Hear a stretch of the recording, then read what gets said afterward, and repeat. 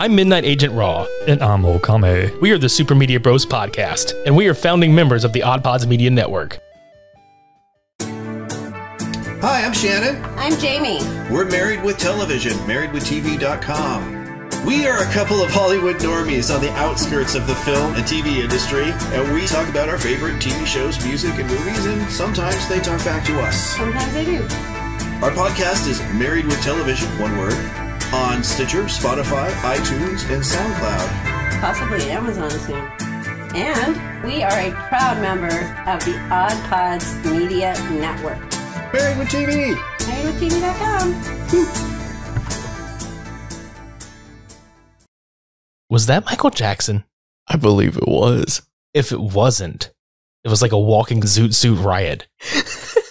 Super Media Bros.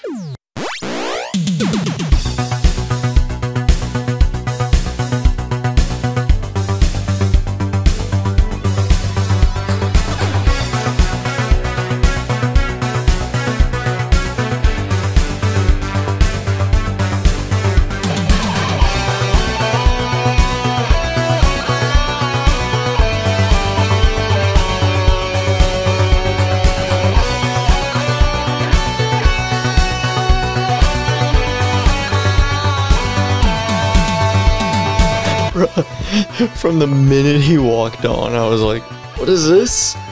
Right out of the gate, whenever I saw this man, I was like, what am I looking at? Is this real life? Oh, it's real life. And then whenever he finally takes his jacket off, he looks like the pimp from Taxi Driver. Like he just has the tank top and the hat. Right? Welcome to the Super Media Bros podcast. I'm Midnight Agent Raw. And if you can't tell, joining me once again, it's been a while. The last time he was on, it was Dollar Store Dev. But now, 11 months later, Special Delivery Dev. What's up, man? It's been 11 months? Yes, sir. You're joking. Nah, fam. Good lord. July 24th. Last year. Wow. Veronica versus Cradle of Fear. A year? Almost. Dude, I would have thought like 6 months. I know, right? That's what happens when there's a pandemic and everything. Fair enough, but good God. Episode 178, Cult Cinema Showdown 76. This week we are doing Alien Private Eye versus Robo-C.H.I.C. And god damn it, let's just jump right in to Alien Private Eye. Jesus Christ.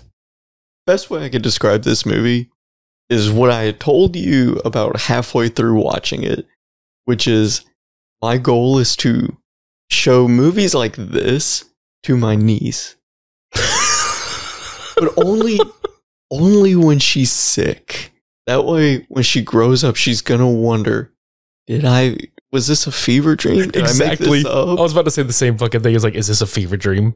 Yeah. Like did I imagine this? Did I wake up at like 2 o'clock in the morning and this just got left on the USA Network or some bullshit? No. Like, that's the kind of stuff that I strive to just write down and to show her.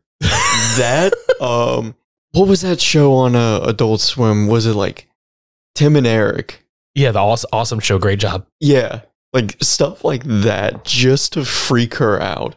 Because I just picture her.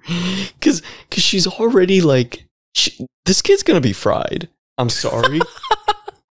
Like the other day, I was over there and they have like this big ass German Shepherd. Yeah. The dog nearly like knocked me over and everything, and I was like, you fucking cow. And then you just hear this 3-year-old little toddler with her tiny voice, fucking cow.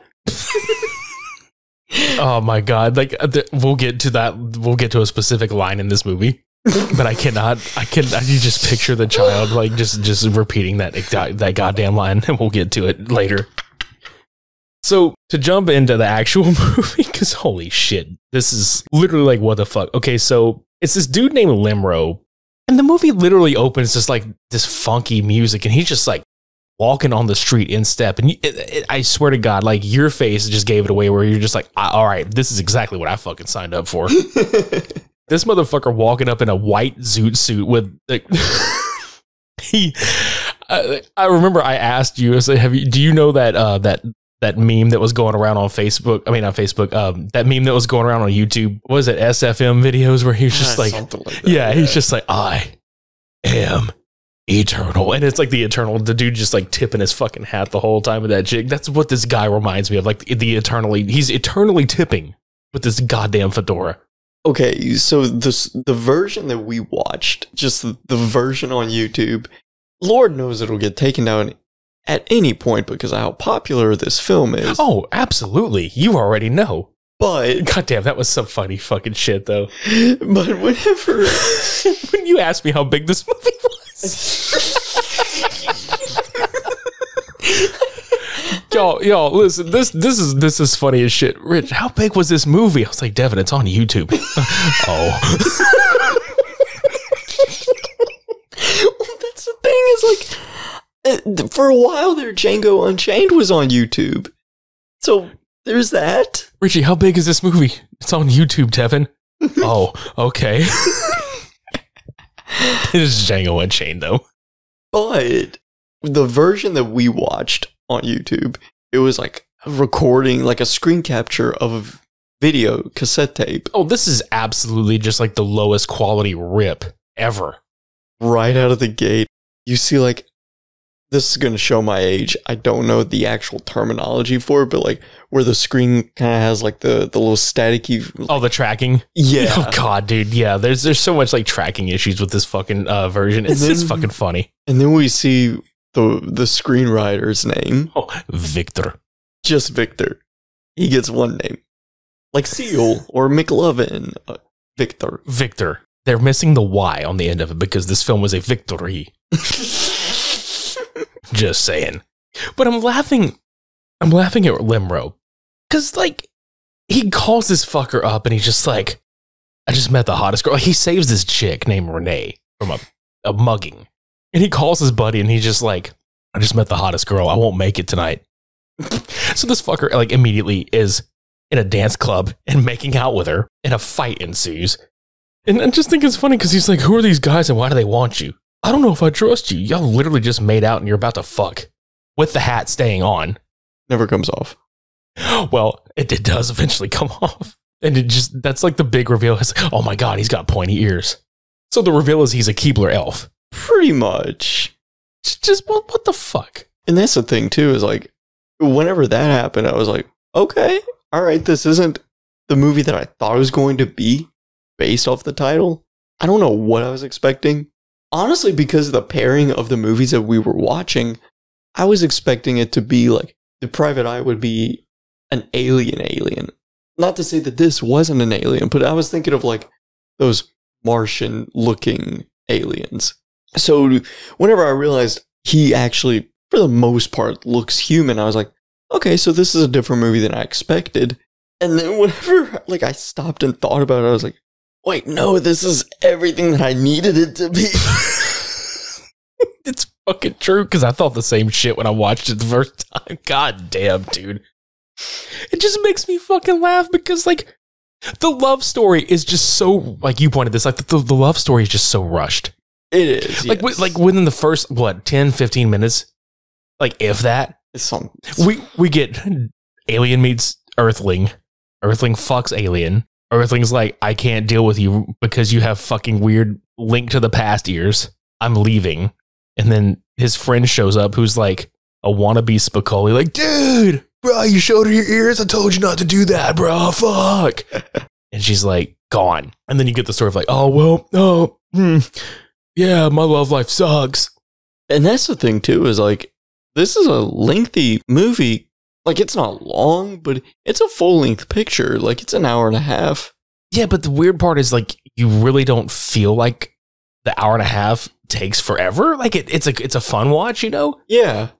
It's just, it's weird how that works, though, because instantly you're like, oh, wait, so where is this going? Because if point A already got to point Q, then where does this movie go from here? To Z grade.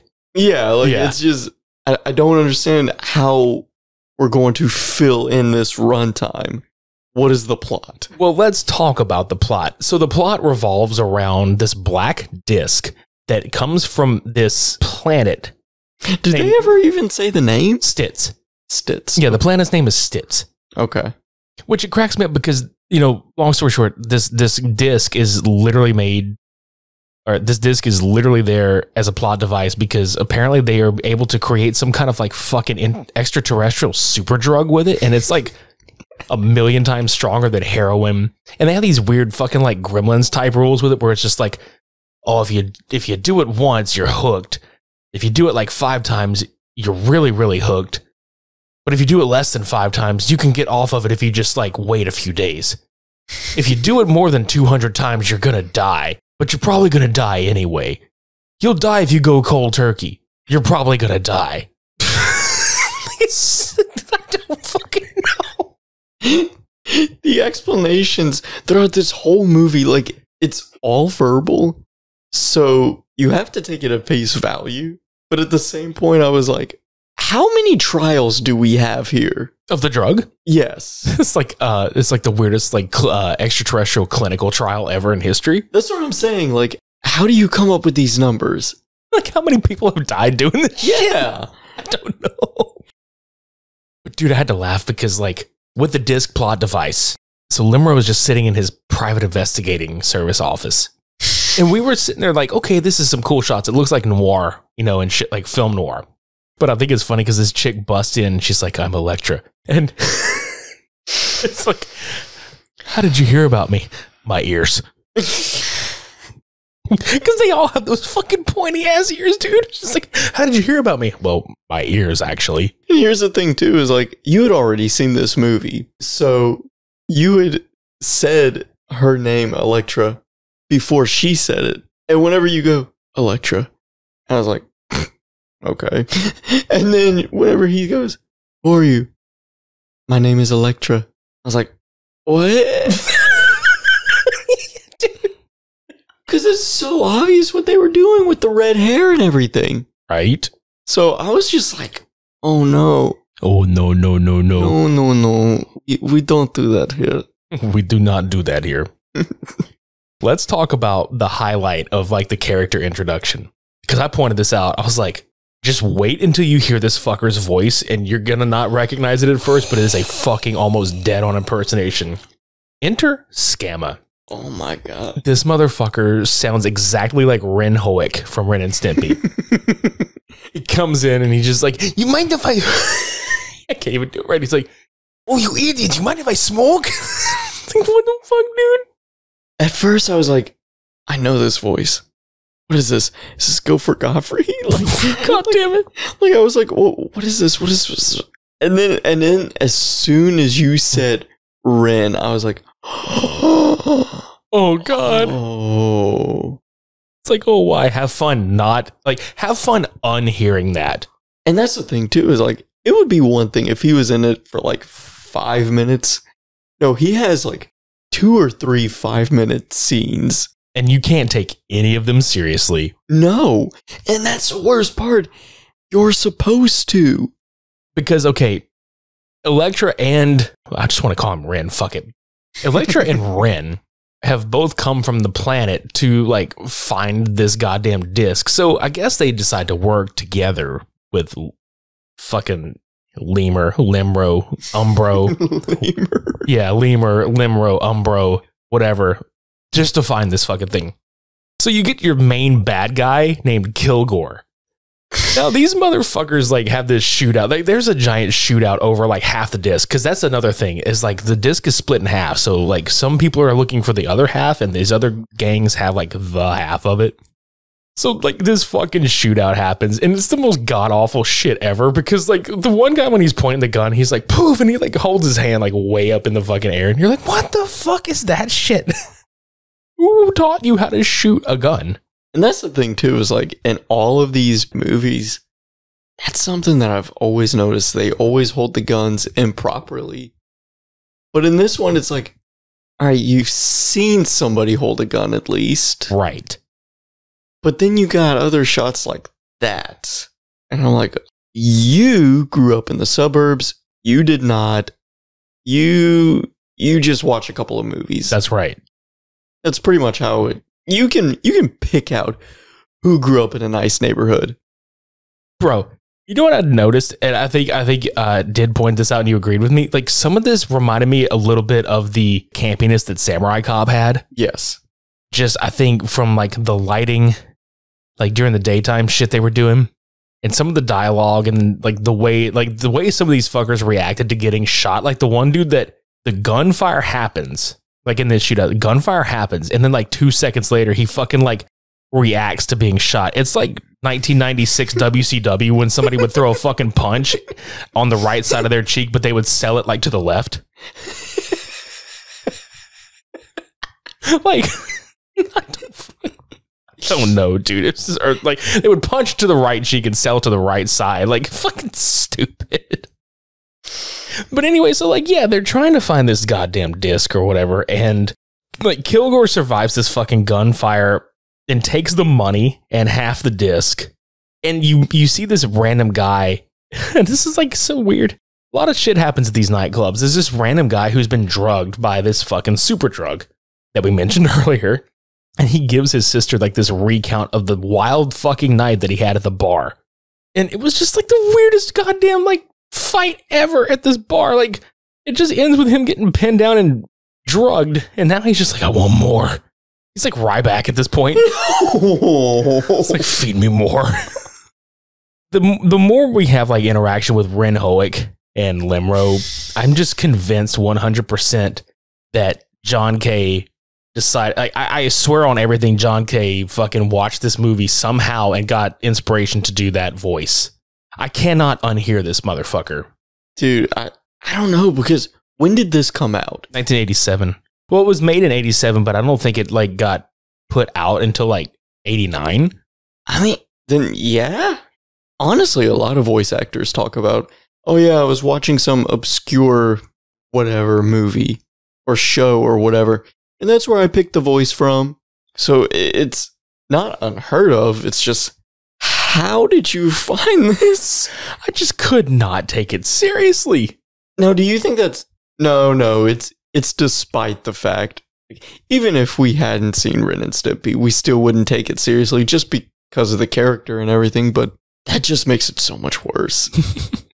So the drug is called Soma, by the way. I forgot to mention that, which is really funny because the movie takes place in Los Angeles, like it's California.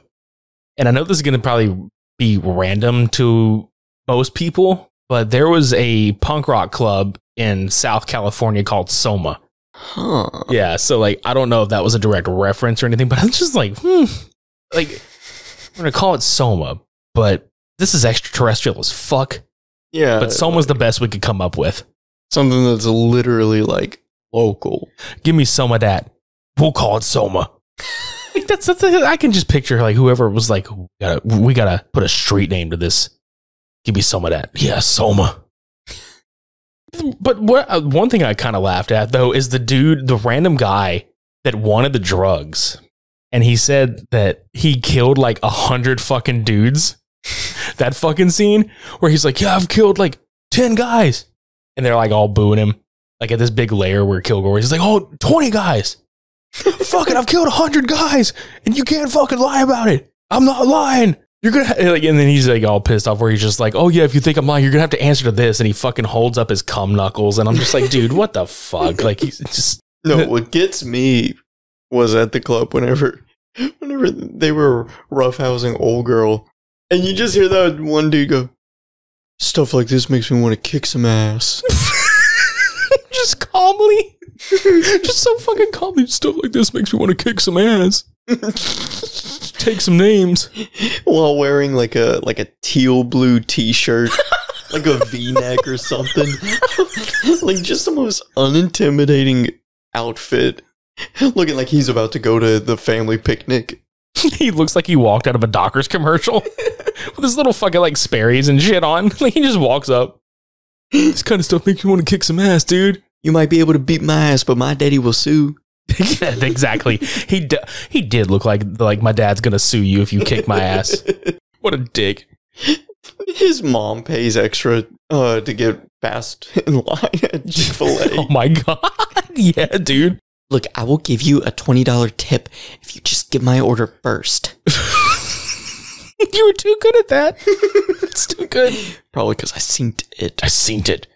But yeah, so like to move the plot along, like the chick like Renee that Limro met. Renee. Oh, we'll get to that in a minute too. So Limro, like she shows up at his house and she tells him about the drug and gives him half of the disc because she got it somehow, I guess. He doesn't know why it's bad, but he just knows that it's bad. Like that's what made me laugh. Like he knows it's bad, doesn't know why it's bad, but is somehow later able to explain everything that is bad about it. Doesn't make any fucking sense. Well, that's the thing is like, and I had made this mention to you like relatively early on in the film, but the more it goes on, the more prominent this becomes is like this movie, had it had a bigger budget, different director attached, all these different things, if it had just had like some form of cohesive direction and a rewrite, I would have made this like 2 hours, 2.5 hours, because there's such a dense plot within it. That you could flesh a lot out. Right. For one, the alien lore, and also just the detective work. They easily could have added a scene of him doing detective work and him figuring out more about the disc. Right, that's the other thing. He asks like a lot of shit, like when they're just like, oh yeah, this happened. Why? This happened. When? This happened too. How? Where? When? Who? What? Why? Why is this happening? Who are you? What am I? What am I? Just a quick rewrite to make him actually do detective work. They did it in a couple of scenes. One in particular that I was like, oh, okay, you're actually looking around at scenery and everything. Like, cool. But where was that the whole time? Yeah, like, you had an hour and a half. Even 10 minutes could have been made just the plot so much better. Right. So, speaking of plot, there's like a couple of plot points I do want to point out so we don't lose track of it. One being the poison tooth that Kilgore has. It's like this fucking like skull and crossbone jewel on his tooth. Because he spits it on a priest in a fucking alley. And his right-hand dude named Tito is looking at him like, I can't believe you did that to a priest. And I'm like, this guy is literally putting fucking extraterrestrial heroin in people, and you can't believe he spat fucking poison on a priest's face. Bro. And so he gets shot for it. And I'm like, bro, you asked for that shit. You straight up fucking asked for it. Dude, and that's the thing too, is like, at that point, I was half expecting him to just hawk a poison loogie at this man. Poison loogie? Oh my god. That sounds like some kind of fucking like special move in a side scroll beat 'em up game. Yeah, man. Like, yo, poison loogie. You remember that fucking, I don't remember what the name of this game was, and I know everybody out there that's listening to this show that grew up in the late 80s, early 90s is probably gonna ring me a new one. There was this video game that was made for like mature audience 13 rating on Sega Gen. I think it was called Booger Man. He was just like fucking flick boogers at you. So, like, that's what I picture is this. Like, he's poison spit. See, I was going with Garbage Pail Kids, but that works too. Hey, I'm all about that shit. There's another thing that really cracked me up as far as the plot goes, and that is the fact that Limro, like, is in love with Renee. Like, this is the chick he met, and he fucked her in, like, the first 15 minutes of this movie. So he goes home, and Elektra is sitting there in lingerie. And he's like, I'm in love with another woman. But he like fucks her anyway. And I just thought to myself, what if Renee like busted in on them and she's like, I thrusted you. How could you? I thrusted you. Thrust. Yeah, exactly. How could you? I thrusted you. Please make that a t-shirt. Oh, yeah.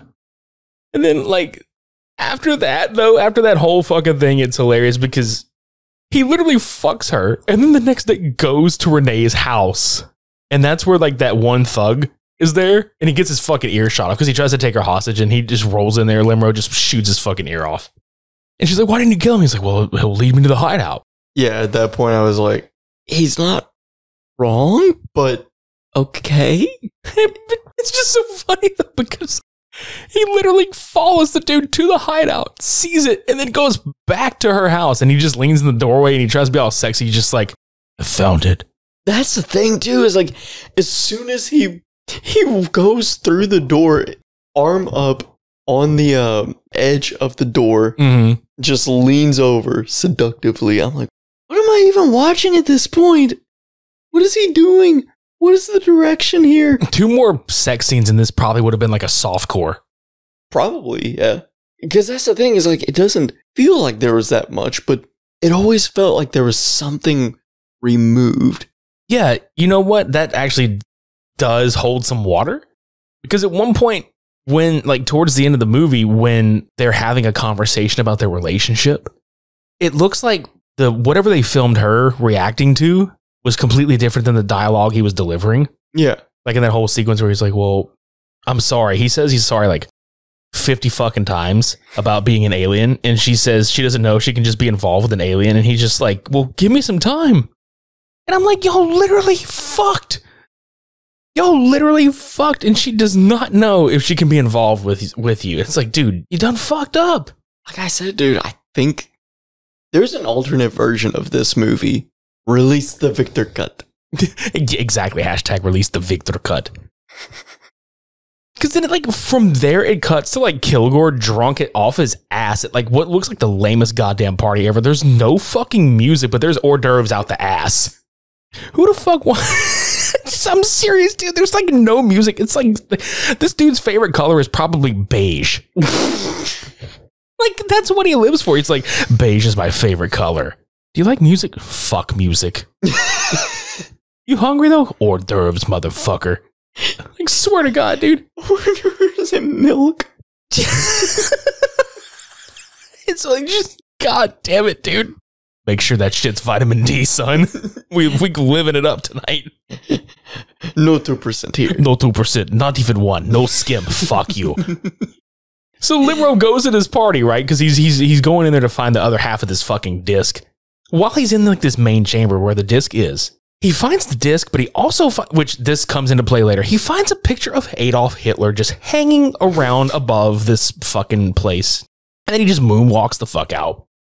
And that's the thing, is that's the scene I was referring to whenever I said, oh, he's doing some form of detective work at least. Right. He's looking around, he's scoping the place. Makes sense for the character and the movie at hand.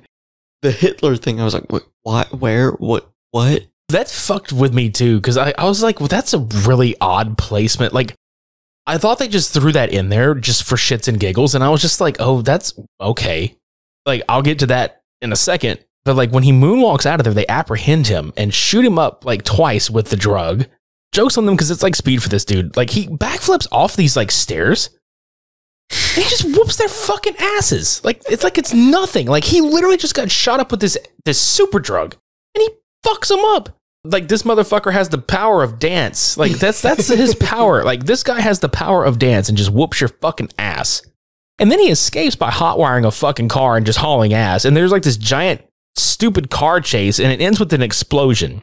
But the one thing I was laughing my ass off about, and I pointed out to you, and we were just both the car that, there's a parked car that one of the cars crash into, and it blows up. The car that it hit didn't even budge. It was a Ford Mustang or some shit. Built Ford tough. Yeah, built Ford tough. The fucking, bro, the parking brake on that bitch, just fucking chef's kiss. They don't make them like they used to. Not at all. So Limro winds up taking a bike back home where Renee is taking care of him. And he's just like, well, how did I get here? And that's the whole plot where how many times you can or cannot maybe possibly perhaps do this drug. And you'll probably 95% die, but only if you've done it 200 times. 197, you're probably going to be all right. Oh, yeah, you'll be all right. 198, you're pushing it. 199, you're fucked. Not looking good, bro. So they both have the two halves, and they put it together, and that's whenever they come out and say, oh, it's an alien designer drug. Illegal on their planet for centuries. It's worse than any drug on Earth. It's better than sex, and the only cure is a 100% total blood transfusion that can save you after 5 times of usage, which apparently only Keith Richards can afford to do this, according to Limro. You can tell this is 80s as fuck. Yeah, and me, I wasn't born in the 80s. mid-90s. So I was watching that. I was like, explain. The what?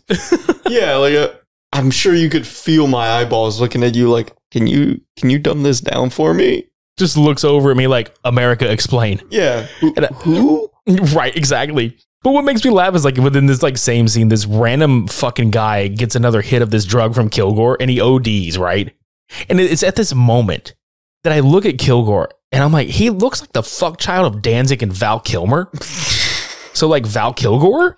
Like, swear to God, man, he's just got this weird look on his face. And then this is when he discovers that his half of the disc is gone.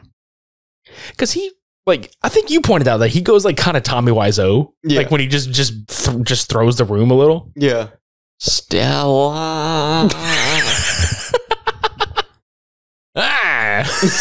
Like he was short of just throwing a TV out of the window. But this is the scene. Like this is the scene where I was like, dude, you might want to pay attention to this because holy fuck, when he looks up at the fucking Hitler picture, he blurts out like he says something like, what was it? He's like, oh Hitler, who art in hell, help me find this disc. Yeah, it's the way he screams it though. It was like Tourette's guy when he was doing it too. Help me find this disc. Fuck. It was at that moment I almost had to pause the movie. Oh, dude, y'all look, if y'all could have seen this reaction, it was great. Like, it was just the most, what the actual fuck did I just watch? Is this like something I am sleep dreaming? Like, what happened? Like, Devin doubled the fuck over in the recliner, just looking at the floor and then just looking at me and then just looking back at the floor and then looking at me again for like a double confirmation. Like, did I just actually see that? And I was just like shaking my head like, yes, you did. I didn't understand. For a brief moment in time, my life crumbled and I ceased to exist. But to make a long story short about where the movie goes, eventually, like, they all band together, like Renee, Ren, and fucking Limro, because I'm still calling him Ren. Fuck that guy. Like, Renee gets kidnapped. They swap the chick, and they make it look like they kill her in front of Limro. So he gets pissed and goes all like Space Rambo, and then he finally actually looks like what he's supposed to look like on the cover to this movie, which, by the fucking way, what a thing to like look at this movie cover and be like, oh fuck yeah, and then you get like Zoot-suit Michael Jackson wannabe. That's what's weird is because I googled this movie and I was looking at the poster and everything else. I was like, what? And then there was a UK poster. It almost looks like some like Zoolander weird alien something. I don't even know what they were going for. You talking about the one that's like an all blue background and he's just like got his fist forward and there's a laser coming out? Oh my God.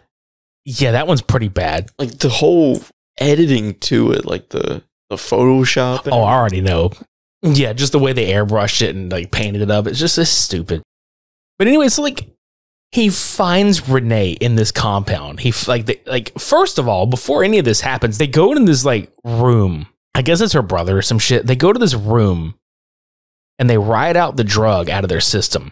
And her brother just like Monster Energy Kyle punches holes in the fucking wall. And the dude comes up, like, Limro just hugs him from behind. He's like, I got you. And he's like, I needed that, thanks. And then he fucking wakes up the next morning. The brother like wakes up and looks at Renee and he's just like, I'm fine. Like, no, you're not, dude. You fucking just like you annihilated the fucking sheetrock in this goddamn room. And somebody's got to pay for it. Because this is obviously some fucking hotel somewhere. Oh, yeah, yeah. Just something that they just found.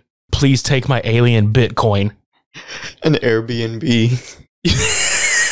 Yeah. Oh my God. But anyway, so when Renee is kidnapped, he fucking finds her. And Limro fights Kilgore in this fucking Hitler room. And let's just say, like, how hard this motherfucker punches. It's like the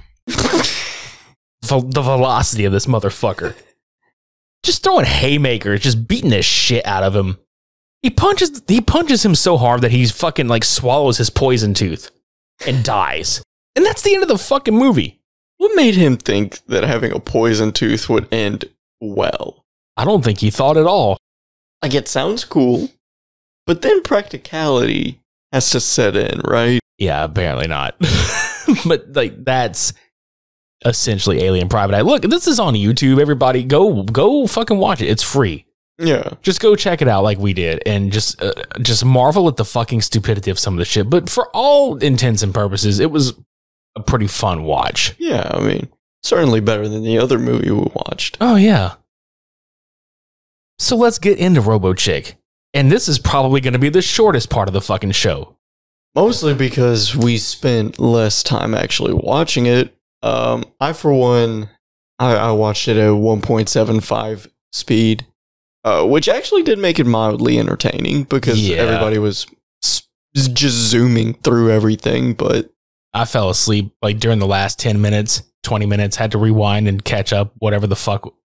Look, okay, so this movie literally has Kathy Shower like in the lead role of Robo-C.H.I.C, but there are 2 fucking actresses playing this bitch. Yeah, because that's the thing. Okay, like I said earlier, mid-90s kid, I didn't know who these people were really.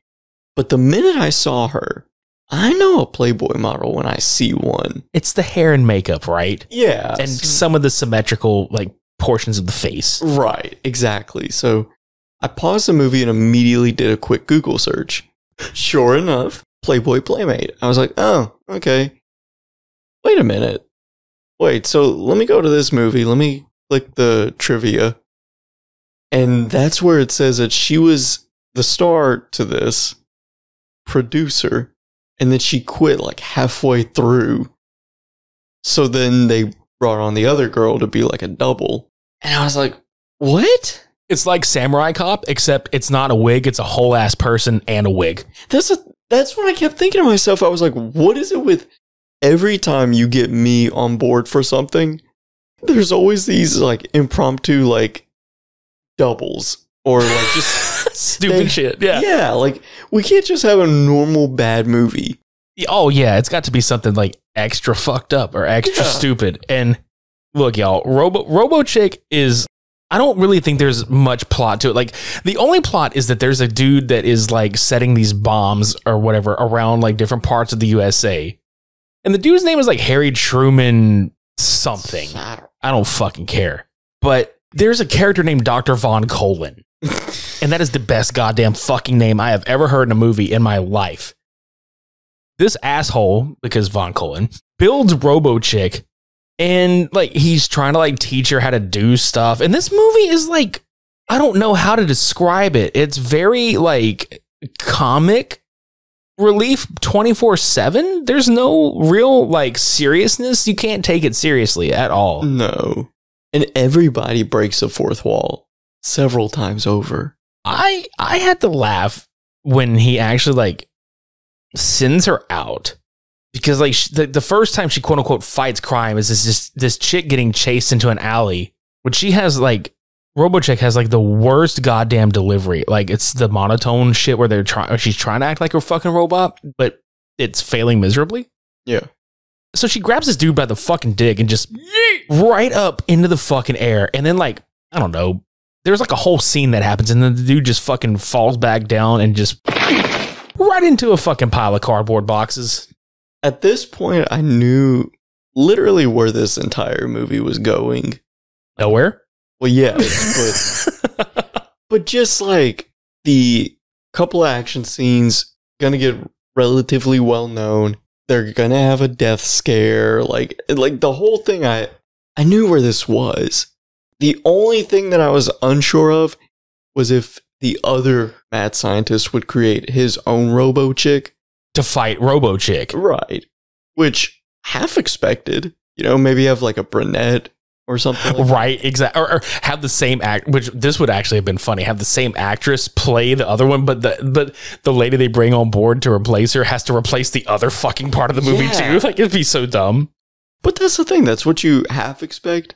But I knew that there would be something along the lines of, oh yeah, we're gonna think that she's dead, wink wink, but then literally a minute later she'll be brought back and whatever. Well, as long as there's more scenes at the Eat Me 24 Hours restaurant, because let's talk about that shit.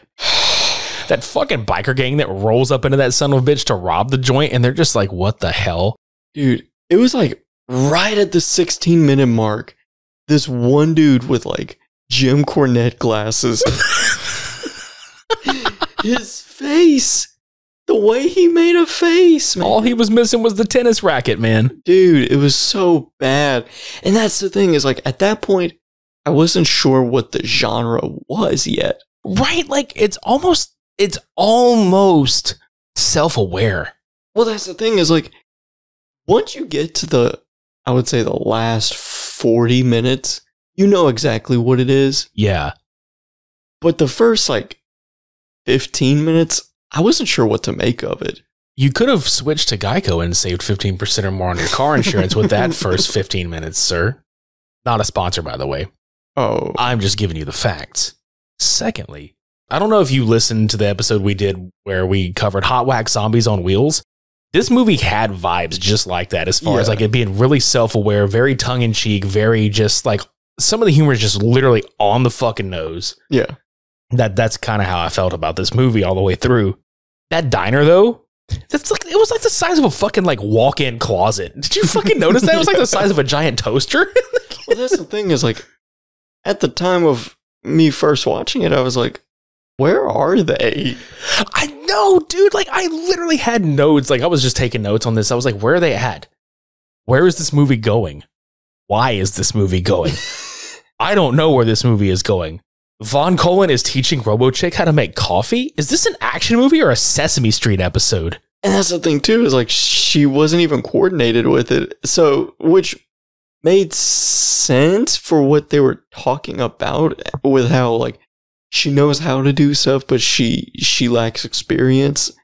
So right. it made sense, but I was like, are you going to dive in deeper into that? I don't think so. That's the thing, they could have. There was a movie that they showed us in middle school. It was like Not Your Average Human 2. It was something like that.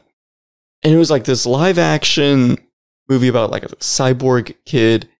At the very end, like the reason why his life was saved was because he had like a spare floppy disk. So that dates this movie tremendously. Oh, yeah. But in the opening scene, like, he triggered some kind of button getting dressed, and so he was like malfunctioning and everything. Okay, that kind of sounds like me when I'm trying to wake up for work sometimes and put my fucking shirt on. Yeah. I'm malfunctioning because I'm half asleep, and one button off fucks me for the rest of the day. Well, here's the thing: is like he was like glitching out, and like there was a scene where the family was at a restaurant, and he has to pretend not to be a robot in public. Oh my god! But like the fork was like stuck to his hand, like Tobey Maguire's Spider-Man. I was just thinking the same fucking thing. Like, it was all this stuff, right? So you're like, okay, they're introducing this plot point, and then it's done. They never address it again. Oh my god. And it was kind of like that with the coffee pot here, where I was like, okay, you have an idea here. Where's it going? You're not going through with that? Yeah, it doesn't ever come back around. Yeah, like, I wasn't expecting Shakespeare with it. No, not at all. But just some form of like a quotable message. Right.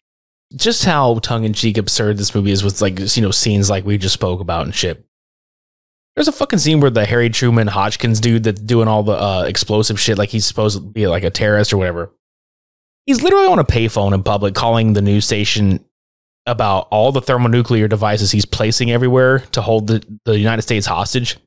While this is happening, cops are slowly like lining up one at a time right behind him waiting to use the payphone. And he's out loud talking about his fucking plans. And they're literally eating donuts in line. And nothing happens to this motherfucker. I'm sitting here, I literally took the note. This movie cannot possibly exist. Am I imagining this fucking shit? I had that same thought the minute one of the guys looked around in the park. And I texted you while I was watching this. I was like, wait for it at like the 50-something minute mark. 54. My man dips a hot dog in a Pepsi cup. I seen it. That was another moment where I had to take 5. I stopped the movie. I went, took a dookie, came back, and I was like, all right, let's get back into this. Yeah, it was like one of these moments that I literally paused the movie and I was like, I cannot believe that this movie over Alien Private Eye was an hour and 45 fucking minutes. That's so insane. Because here's the thing is like, where we were talking about Alien Private Eye being rushed in certain aspects, this had so much padding. Yeah, it did. This easily could have been a 45 minutes straight to DVD. It probably still was straight to DVD, but Straight to VHS, straight up. well, yeah. But I'm just saying, like, I don't understand why they felt the need to add all this. Filler? Because they didn't really have much plot, dude. Like, if you took away all the filler they put in, this movie would probably be about an hour long. Well, that's what I'm getting at is, like, it could have been just a TV special. It had the quality of a TV special. That's what I'm getting at. Like, why were you going for all of this other nonsense? Yeah, because, like, okay, speaking of the nonsense, there's a couple of notes I wrote down that just, to me, were complete fucking nonsense. The biker gang that robbed the fucking toaster diner. The fucking bike gang is named Satan's Minions, and the first thing I thought about was, like, literally the Minions from fucking Despicable Me, but red. Yeah. Just robbing this fucking place. And then the newscast has, like, a giant fucking play in this film somehow. And one of the people's names was Bambi Doe on Kaka TV. Between that and there was this one scene where, like, they were getting held up or something, and this one dude just stands up, stomps his foot on the ground, and yells out, "No way, Jose." Oh my fucking God. Yeah, you talk about the police chief looking guy or whatever? Oh my fucking God. It was at that moment I had to stop and think to myself, these are grown adults having to say this with a straight face. Yeah. Same thing whenever they were in one of the biker kids was reading and he goes, "Oh, it was a marvelous read." I just thought about this, dude. Can we please talk about her fighting skills when they finally, quote, unleash her? Oh, is when that what you want to call it? When they're exactly. Like when they're like, oh, the news report, there is rioting in the streets, but it's just not really rioting in the streets. It's actually rioting around this same fucking restaurant because that's the only location they could afford to shoot at. So there's like people pissed off and fighting. And she just, have you ever played tag? You know, like every child plays tag growing up where you touch somebody. Oh, tag, you're it. They're all like separated. It's like maybe one or two people fighting each other or three people fighting in little clusters. And she just lazily walks up and just kind of barely touches them and just softly throws them. And they sell it like Mick Foley being tossed off the top of the Hell in the Cell at King of the Ring 98. Like they fly. And this bitch is just like touching him and they're just going flying everywhere. And you're just kind of like, what the fuck is this bullshit? I don't buy any of this. No. I can't take this seriously. Whenever I was watching it, I was like, Richie. I know what you're thinking. Like, how did you find this? Why are we watching this, man? Like, why did I put you through this shit? Yes. Especially like after a long day of work. I worked a double whenever you had me watch this. Oh, don't feel bad, dude. Like, I did the same thing today. I worked a lot. I got rained on. Like, I was fucking soaked through my clothes. And I was thinking to myself, I was like, we still got to talk about, like, this garbage-ass movie. Like, by now, you guys, like, we're not even to the finish line yet, but I think by now you guys all know what movie is winning at this fucking point. Oh, yeah. So, the Robo-Chick, like, has had this kind of relationship building with John Hunt, I think is his name, like the fucking dude that works at the goddamn news department. John Kent. Hunt. Mike Hunt. Yeah. Yes, Mike Hunt. That's his name. Not John Kent. Mike Hunt. And it's every other. How does this dude have a relationship with this fucking Robo-Chick? Because it's two different women. Because at one point he visibly gets upset that he finds out she's a robot, and he's like cussing her, like right in front of Von Colin. And that's the thing too, is like, you know what she's capable of. Don't raise your voice. Yeah, dude, she could laser your dick right off if she wanted to. Yeah. And then there's another point where they're talking about her, and Bambi, like the news report chick and John are both like, yeah, she's a hero. She's God sent. Yet he says she is invented in a laboratory in the same breath. And when she does actually like go and find like because the whole idea is she's trying to find the briefcase full of detonation devices to like, you know, stop all these bombs from blowing up. I had to laugh because she goes in and she goes to this gang house and she fucks everybody up. And she finds the briefcase, but then she like blows up a potted plant just for good measure. She's like, I'm gonna kick all your asses and also fuck the environment. Just blows that shit sky high. Cause you know, she's all like electronic and she's like, I'm digital. Fuck the environment. Cybernet. Oh my god. What if she was the Cyberdyne system from Terminator? Like, dude, come the fuck on. You know Arnold would look at her and he should be like, really have to fucking deal with this shit? Really have to terminate her? This is not worth my budget. And he fucking like walk off the fucking set. He's just like, no, this ain't even worth it. But anyway, yeah, no, this fucking movie is just so ridiculous, man. Because like you already know, like it's gonna be a good ending. Like they eventually stop this shit, but I think one of the scenes that really cracked me up the most was the fact that they made a fucking electrical welcome mat for her. And she gets fucking fried on it. It was the dumbest looking shit ever. She just folds, like, just flat. She just goes limp like Peter off Family Guy. Just instantly just right on the ground. Robo-bitch. You remember that fucking, that YouTube, I gotta transform, I'm really Robo-bitch. Yeah.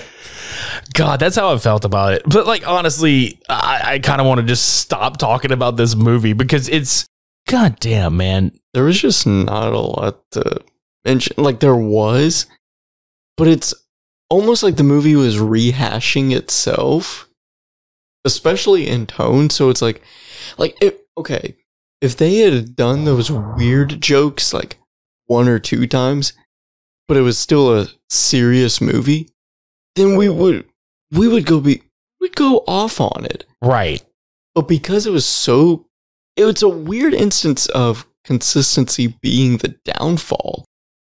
Right, because I feel like whoever came up with this concept had like, it's almost like 50 different scripts were written from this, and whoever directed this movie took like literal random pages from each script and just like stacked them together and shot them in that sequential order. Right. And this is what we got. We got Robo-C.H.I.C. A goddamn failure of a movie because like at the end, there's a goddamn exploding helicopter and they dismantle the bombs and the dude like is sworn in as like some dude is like on the police force is sworn in as the new chief of police with a completely different actress playing Robo-C.H.I.C. in tow. And as he's giving his speech, literally everybody leaves, including Robo-C.H.I.C. because she's like, fuck this movie. I can't believe it was even made. Thank God it's over. The movie being over is what made her believe in God. She's like, I'm done. I think it's goddamn safe to say that Alien Private Eye won this one. Oh, yeah, for sure. Which I genuinely actually enjoyed that one. Oh, like, yeah. It was charming. I think it ticked all the right boxes for something that like you and I would fucking sit down and enjoy. Yeah.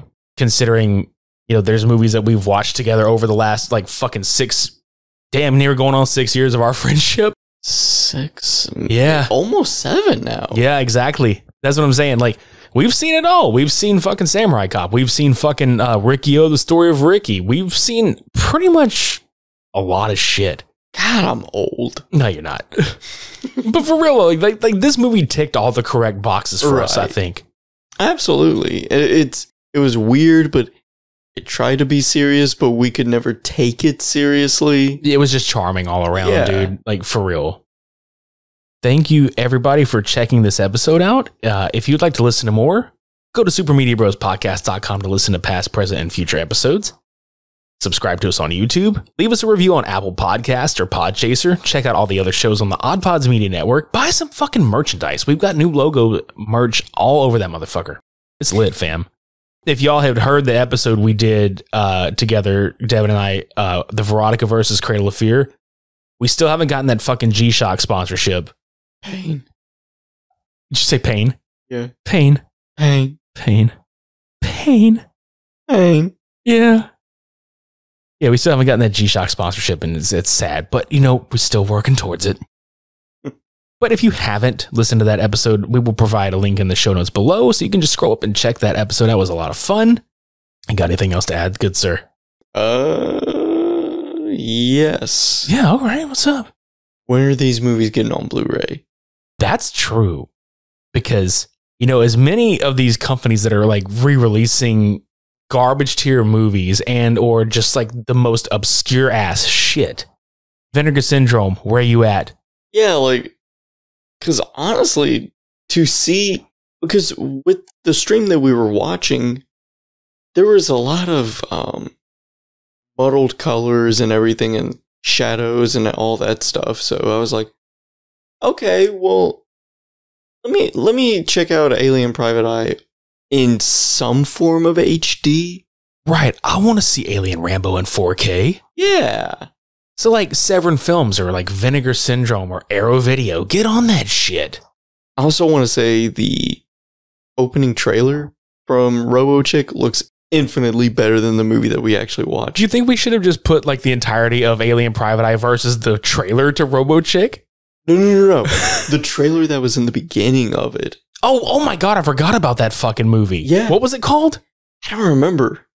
But I remember watching it, I was like, oh, I'm in for a treat. And then the movie starts. And you're like, oh, that was just a trailer. Yeah. Son of a bitch. And that's the thing, too, is like, it started off so quick. I was like, Richard, what you got me watching here? Right, like explosions, fire, and shit. And then you're just like, oh. You got to ease me into this. And then you, like, the easing started, but it didn't stop. Like, it was almost as if, like, you just monotone the whole way through.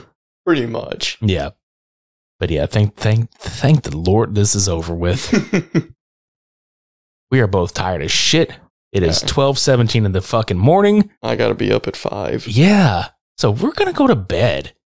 Thanks again, dude, for hanging out and doing this shit. Oh, it's been my pleasure. Oh yeah, we gotta do it again. We're definitely gonna do the shit again sometime. It's always a fucking pleasure. Like just like you said earlier, it's always an adventure, like, oh, which movies that you actually guessed on these motherfuckers. So I think I'm just gonna like thumb through and be like, oh, this one, we're gonna fuck with him this time. You wrong. I know. No, man. There's always the chance that Samurai Cop 3 gets made, which in case you have to come back on for that shit. Oh, dude, I'm hoping to be in that. No shit, right? Anyway, yeah, everybody, thank you all so much for listening. We'll be back next week. But until then, I've been Midnight Agent Raw. I've been Special Delivery Dev. Shades on, sir. We're off.